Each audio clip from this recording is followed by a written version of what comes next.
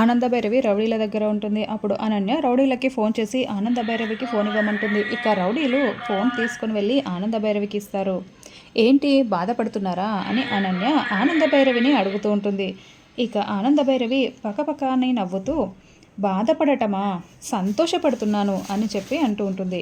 సంతోషపడుతున్నారా, ఎందుకు అని అనన్య అడుగుతూ ఉంటుంది. ఎందుకంటే కాసేపట్లో నువ్వు చావబోతున్నావు, నీ ప్రాణాలు గాల్లో కలిసిపోబోతున్నాయి అని చెప్పి ఆనందభైరవి అంటూ ఉంటుంది. వాట్ అని అనన్య అంటూ ఉంటుంది. అవును అని ఆనందభైరవి చెప్తూ ఉంటుంది.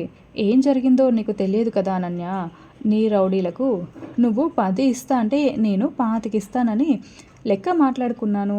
నీ రౌడీల చేతికే బాంబు ఇచ్చి నువ్వు వెళ్తున్న కారులో పెట్టించాను.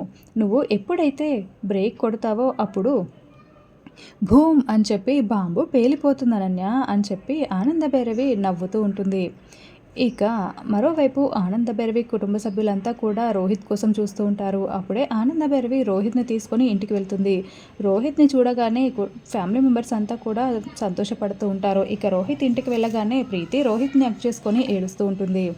ఇక ఫ్యామిలీ మెంబర్స్ అంతా రోహిత్ని ప్రీతిని చూసి సంతోషపడుతూ ఉంటారు. ఇక మరోవైపు అనన్య కార్లో అలా వెళ్తూనే ఉంటుంది.